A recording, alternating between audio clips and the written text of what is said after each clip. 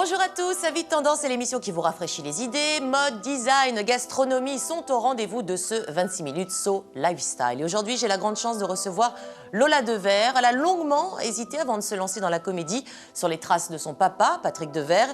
Et on la retrouve aujourd'hui sur les planches du théâtre de Jazet à Paris, dans la pièce La véritable histoire de Maria Callas, où elle interprète la diva jeune. C'est un joli rôle pour une jolie personne et je suis ravie de la recevoir aujourd'hui. Et bien justement, elle arrive. We just sold out all the floor seats. Oui, bonjour. Madame Quétier. Oui, Madame Devers. bonjour.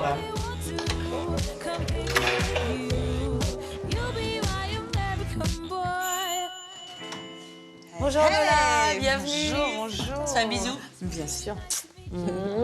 Comment ça a été? Vous n'avez pas trop galéré? Vous Non, trouvez? pas du tout. Je vous laisse poser votre manteau ici si Oui. vous voulez ou pas. Qu'est-ce que je peux vous offrir à boire? Un café? Allez, allez dans le Café. salon. C'est Allez. parti, j'arrive tout de suite. Un petit café.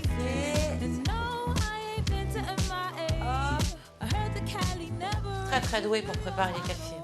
C'est toujours trop court. Puis ça va vite avec Non mais en général, moi c'est une trop nouvelle court. machine là. Trop Merci long, beaucoup. Comment ça va? Très bien, merci. Et j'ai toujours un petit coussin comme ça. C'est Quand vrai je vais, j'ai toujours mon petit coussin, donc c'est très bien. Voilà, j'ai mis mon petit coussin comme ça sur mes genoux. Alors Lola, on va parler de vous, de votre parcours, de votre art de vivre. Alors vous avez démarré, vous êtes comédienne aujourd'hui, accomplie, épanouie, mais ça n'a pas toujours été le cas puisque la comédie finalement, c'était pas d'emblée. Vous avez eu une expérience avec pas mal de choses. Expliquez-moi. Alors, c'était pas, non, mais ça a toujours été en moi, mais j'étais persuadée que ça n'était pas fait pour moi. Ce qui s'est passé, c'est que moi, je m'étais inscrite au cours Florent à l'âge de 18 ans. Et dans la foulée, dans l'année, j'ai eu un très grave accident de voiture. Donc, j'ai pas pu reprendre les cours parce que j'ai dû être hospitalisée déjà pas mal de temps. Voilà, donc je suis ressortie très abîmée de cet accident de voiture. Et ensuite, il a fallu donc que je travaille très vite pour subvenir à mes besoins. Et puis voilà, comme j'étais très abîmée, je me suis dit bon, c'est foutu. Je pensais que c'était fini. Voilà, je pensais que c'était fini. Donc j'ai commencé à démarrer dans des petits boulots d'hôtesse d'accueil. Donc puis ensuite j'ai intégré un magazine de mode, les éditions Jaloux. Je me suis retrouvée dans un centre d'affaires donc qu'on appelle de l'immobilier parce qu'on vend quand même des bureaux, donc ça s'appelle quand même de l'immobilier. Et puis là, 7 ans se sont écoulés entre mon accident de voiture et le poste dans ce centre d'affaires. Et ben non, à ce moment-là, il a fallu que je me dise non, c'est pas ce que je veux faire. Je veux surtout pas rater ça. Je veux pas avoir de regrets dans la vie. Et donc je suis partie en fait du jour au lendemain. J'ai intégré une agence artistique. Le boulot n'est pas venu évidemment tout de suite parce qu'il a fallu que je fasse mes preuves. Il y a eu quand même... moi, j'avais rencontré Myriam Boyer, on se connaissait un peu, j'avais rencontré sur le prix Patrick Devers. Donc le courant était très bien passé. Et puis quand elle a voulu monter son film La vie devant soi pour Arte, elle m'a proposé le rôle de Nadine. Voilà, donc ça a été ma première expérience cinématographique. Et puis du théâtre ensuite. Et ensuite du théâtre. Et Charlotte m'a découverte. Donc Charlotte de Turckheim est venue vous voir. Voilà. Et ensuite vous a proposé le rôle pour Mince alors. Le rôle pour Mince alors. Vous avez été nommée, je crois, meilleur espoir féminin. Ouais. Je suis énorme. Si t'es énorme, moi je suis un ton rouge. Et moi je suis la baleine bleue. Vous avez un bon souvenir, j'imagine, de ce tournage. Oui, très bon. Ouais, très bon.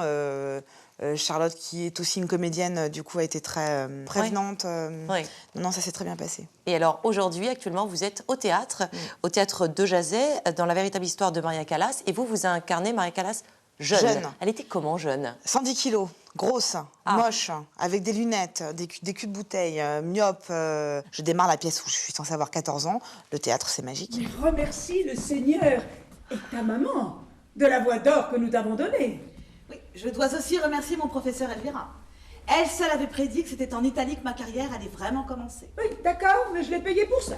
Donc il y a 3 tableaux. Moi, je quitte le personnage dans la réalité.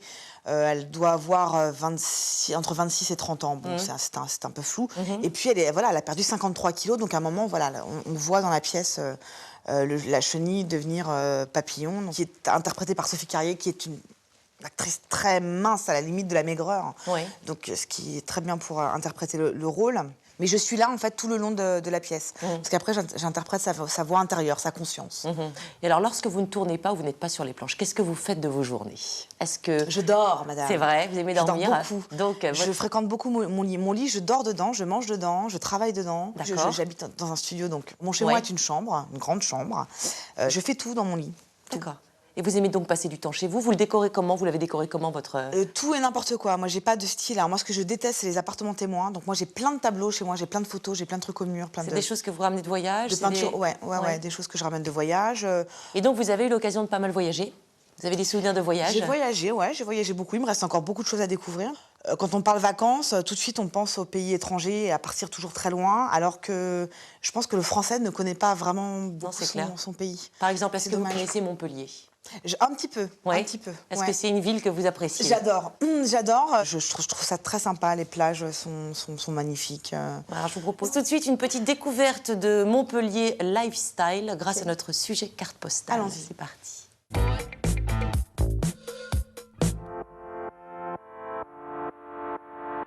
Au cœur du Languedoc-Roussillon, Montpellier, la 8e ville de France, a tout pour plaire. Entre patrimoine et dynamisme, partons à la découverte de son art de vivre si convoité. La visite commence dans l'Écusson, c'est-à-dire le centre historique de la ville, où deux sœurs nous reçoivent dans leur galerie-boutique rondement, ou plutôt carrément originale, devrait-on dire. Alors on est deux sœurs, Delphine et Aurélia. Cubic, la galerie boutique, c'est 48 cubes pour 48 créateurs qui changent tous les 3 mois. Nous, on l'a choisi sur un espace cubique pour que tout le monde soit logé à la même enseigne et que tout le monde ait le même espace pour créer son univers. Alors, si je devais définir Cubic en 3 expressions, je dirais diversité. Dynamique, parce que de nouvelles expositions au rythme des saisons, tous les 3 mois, ça change. Et également, je dirais originalité. Ce sont à chaque fois des petites séries, voire des pièces uniques. Autre mine d'idées cadeaux, une boutique de haut volt pour les nostalgiques et les amateurs des 50s. C'est une sorte de brocante pour laquelle j'aurais dépoussiéré le concept. Ceci dit, ça fonctionne exactement comme une brocante. Je vends du mobilier, du luminaire, des bibelots, principalement des années 50, 60 et 70. Je chine dans la semaine et pendant les week-ends. Tous les objets que je fournis sont anciens, d'époque. Je ne vends pas de copies, pas de réédition. C'est une boutique électrique, parce que j'aime beaucoup les objets électriques anciens, aussi bien les lampes que l'électroménager, que les radios. Voilà, ce genre de choses m'intéresse beaucoup. C'est une boutique de déco aussi, puisqu'on peut trouver des objets pour la décoration intérieure. Voilà, je m'attache vraiment à vendre des objets d'époque. Notre volet gastro, c'est à la Maison de la Lozère d'Éric Sellier et Pierre Morel. Depuis plus de 20 ans, ce restaurant propose une cuisine de qualité et de partage. La cuisine, c'est une cuisine de produits frais à majorité, surtout des produits locaux, les produits de terroir. Je pense qu'on essaie de mettre en avant aussi les producteurs. Ils sont nombreux, ils sont discrets, donc c'est à nous aussi à leur donner un coup de pouce, donc essayer de trouver le petit plus qui fait qu'il faut les aider, les soutenir. On essaie de mettre en avant les produits et puis se faire plaisir. Je crois que c'est ça qui est important. Il faut qu'on se fasse plaisir, il faut qu'on fasse plaisir aux gens, il faut qu'on fasse découvrir des nouvelles choses aux gens, aussi des nouveaux produits. De la nouveauté, mais aussi des spécialités de la Lozère, comme l'aligot. On veut quand même maintenir ce qualitatif et soutenir les producteurs pour qu'ils continuent à produire des produits hors normes. À quelques rues du restaurant, nouvelle découverte, forte en chocolat. Attention aux gourmands. Alors, donc on a du chocolat dans tous ses états. Donc, on propose 10 chocolats chauds différents. On a des bonbons, des sucettes, des pâtisseries, des fondus au chocolat, des crêpes au chocolat. Et là, pour cet été, nous allons partir sur des glaces et des chocolats frappés. C'est le premier bar à chocolat de Montpellier. Et donc, j'ai pas hésité une seule seconde parce que Montpellier est une ville très très dynamique avec beaucoup de jeunes et le chocolat est un produit dont tout le monde aime. Donc, les 3 mots pour définir un modèle chocolat, ça serait convivialité, gourmandise et création. Notre coup de cœur se situe dans un nouveau quartier de Montpellier, Port-Marianne, imaginé par Jean Nouvel. Un site de synergie entre design et architecture, à voir, à découvrir, à expérimenter et à consommer. Alors, on s'est rendu compte avec Franck Argentin, qui est le PDG de RBC, que l'activité sur Montpellier fonctionnait très bien, et ce depuis des années. Et d'autre part, qu'un lieu d'une telle dimension, puisque ça fait 2500 mètres carrés, n'était pas envisageable à Paris. Donc il fallait évidemment se projeter en région. Les 3 adjectifs qui me viennent spontanément, c'est bien sûr innovation, de par la typologie de l'offre et la typologie du bâtiment. Réflexion, parce que je pense que c'est un lieu qui a été vraiment pensé et qui continue à l'être. Et fluidité, je pense que la proposition qui est faite donne vraiment un sentiment à juste titre de fluidité et de liberté.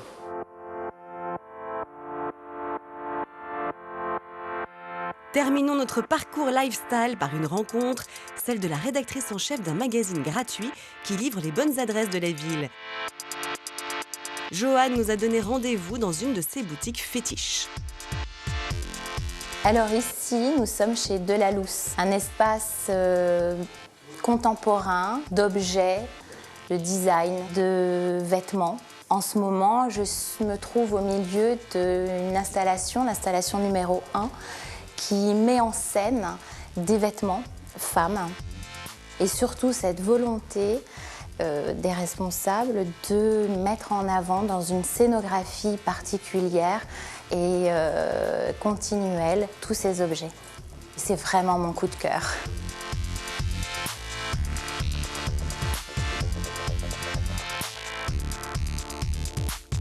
De son passé médiéval à ses nouveaux quartiers dessinés par les plus grands architectes, laissez-vous séduire par Montpellier. Ici, la vie quotidienne est un art, à vivre sous le soleil, exactement.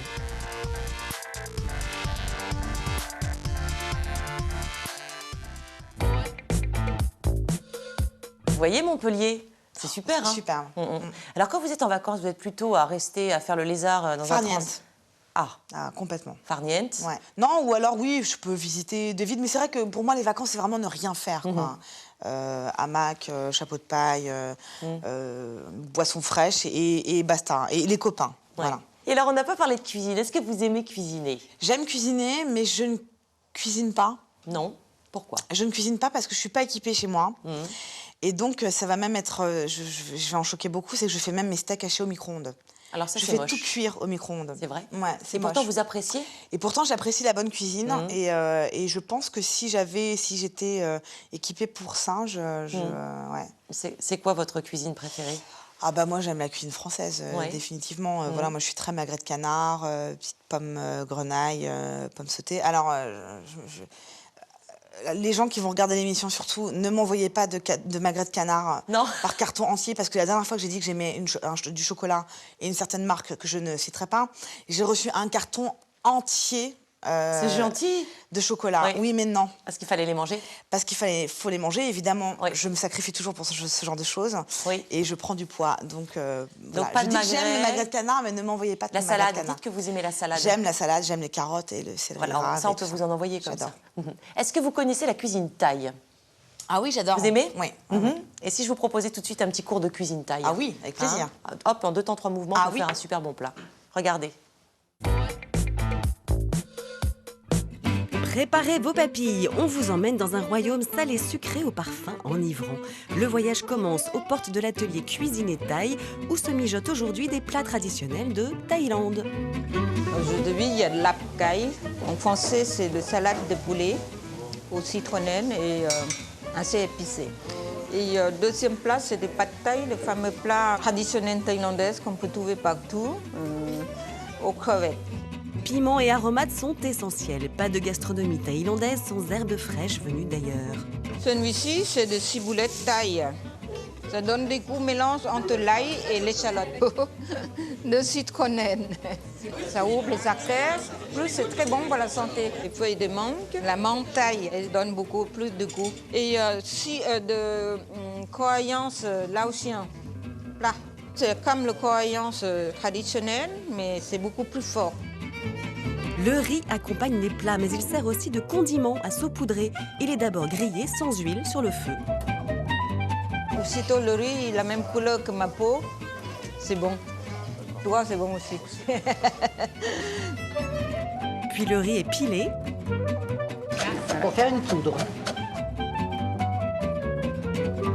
On est prêt pour la salade de poulet aux herbes fraîches. Hachez la volaille à la main et faites blanchir. Faut pas non plus trop cuire, hein, parce que ça va cuire avec le citron. Et oui, le jus d'un demi-citron, une cuillère à soupe de jus de poisson et une cuillère à soupe de sucre composent la sauce. Je mélange le citron, la sauce de poisson et le sucre avant d'y ajouter la viande. Quand le poulet est bien imprégné de la sauce, ajoutez de la ciboulette taille, une échalote, une tige de citronnelle, 2 brins de coriandre. Si vous savez trouver un peu de piment d'Espelette dans votre placard, c'est bon aussi. Si vous n'aimez pas trop piquant, prenez le poivron rouge. Ensuite, on remue et on sert sur un lit de salade saupoudré de riz grillé avec quelques feuilles de coriandre et de menthe. Alors, on peut accompagner par des légumes ou par des coriandres à côté. C'est très diététique, mais c'est appétissant en même temps. Elle est parfaite. Elle est dingue. Elle est parfaite. Si on pouvait, on vous ferait goûter. On peut pas. Et vous mangez pas trop, hein, parce qu'il y a des pâtes thaï. Les pâtes thaï, ce sont des nouilles sautées aux crevettes. Faites tremper 150 g de pâte de riz pendant 45 minutes dans de l'eau tiède et préparez la sauce. Il faut de jus de tamarin. Il est acide, un peu sucré. Ajoutez à cela 2 cuillères à soupe de jus de poisson, 1 cuillère de sauce soja et 2 cuillères à soupe de sucre de noix de coco et un demi-citron, sans oublier des cacahuètes grillées. Alors, le tofu, vous coupez en julienne, comme ça. Émincez ensuite une échalote, de la ciboulette taille et une gousse d'ail. Et ensuite, un wok indispensable. Faites chauffer 3 cuillères à soupe d'huile et faites revenir l'ail. Ajoutez le tofu et l'échalote, puis les crevettes. La sauce. Le pad thai, c'est rapide aussi.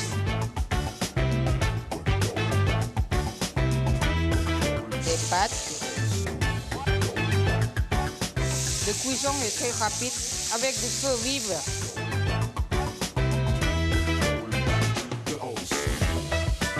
Rajoutez un œuf, le recouvrir avec les pâtes et déposer le soja frais.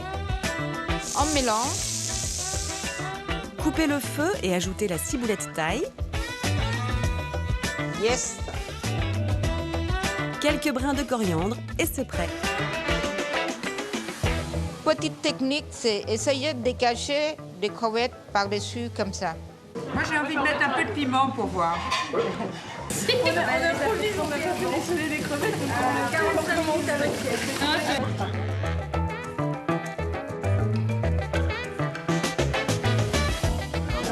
Pas difficile, mais il faut tout faire au dernier moment. Donc ça, si on veut le faire pour 6 personnes, les quantités, ça ne doit pas être évident. Traditionnellement, un pad thai, c'est pour 2 personnes, 3 personnes max.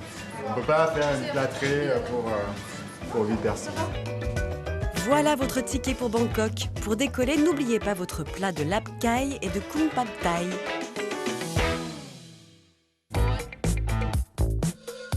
Oui, c'est facile la cuisine thaï. Hein.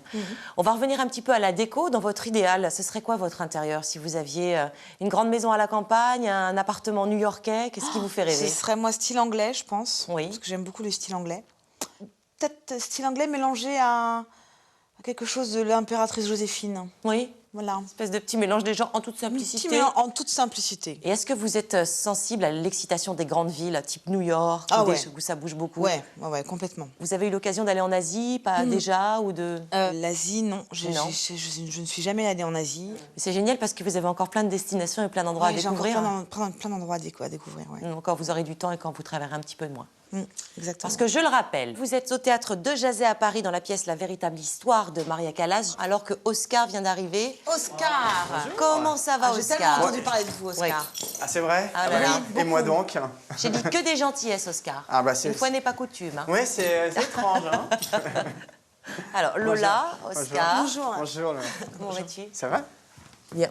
Alors, tu vas nous parler de quoi aujourd'hui? Aujourd'hui, on va parler de la tendance bi. C'est-à-dire Par bi, j'entends bifonction. On va parler des objets avec plusieurs fonctions. Allez, viens t'installer. Allez, vous me laissez m'asseoir? Ouais.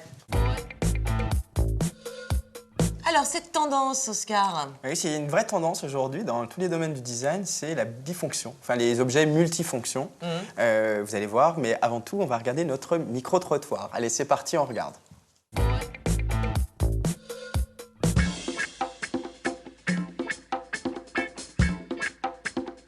Si je vous dis la tendance bi. Bi. Bi, B-I ou B-E? Tu devrais jouer à Motus. Je connais pas. C'est double, enfin, je sais pas, c'est avoir. être schizophrène. Bi. Ça n'a rien à voir avec la sexualité. D'être bi. C'est bien. Non, c'est mal. Non, c'est mal. Je sais c'est mal. Tendance à vouloir aller sur plusieurs aspects, exister sous plusieurs facettes. Voilà. Un vêtement qu'on peut mettre aussi bien l'été qu'en printemps ou combiné avec une autre saison. Tendance bi, c'est unisexe au niveau pantalon. Des vêtements que les hommes et les femmes peuvent mettre l'un comme l'autre. Ils s'échangent les choses, les pulls, les pantalons, les vestes. Même avec les enfants d'ailleurs. On voit des fois toute une famille habillée pareil. Ah, je croyais qu'on disait on pouvait échanger les enfants.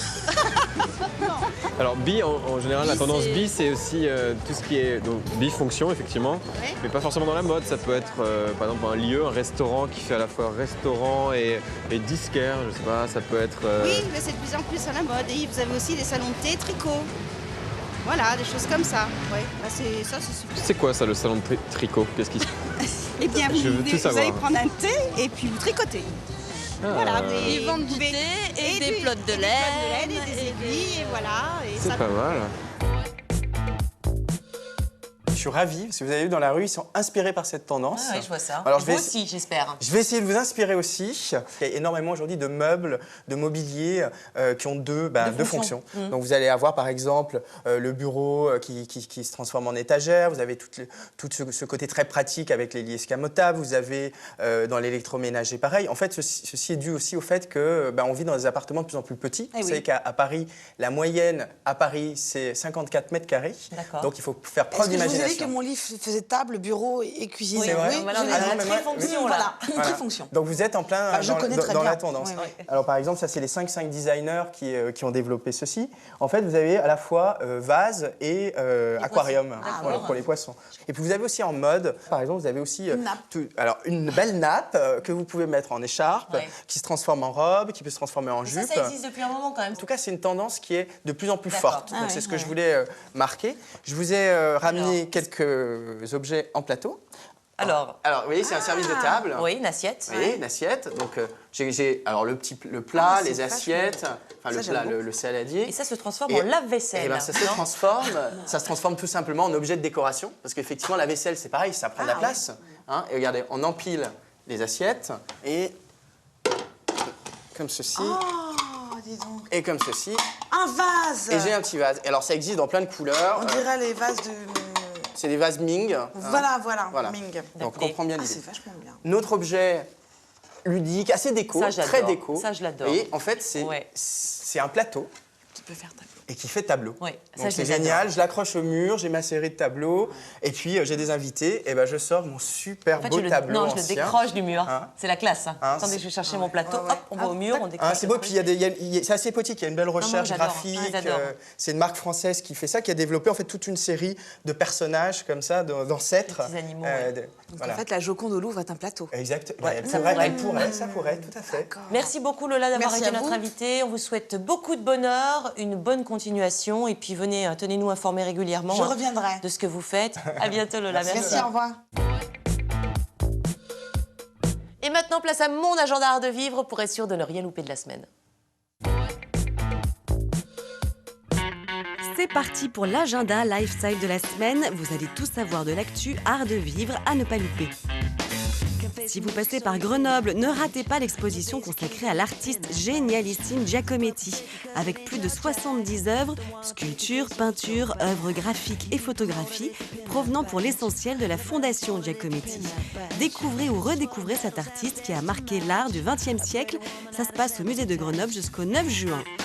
Le livre de la semaine est aux éditions La Martinière, Oito em Ponto, un joli ouvrage qui revient sur le travail des architectes et designers portugais Jacques Beck et Arthur Miranda. Ce duo créatif connaît désormais un succès planétaire, un beau livre pour s'inspirer.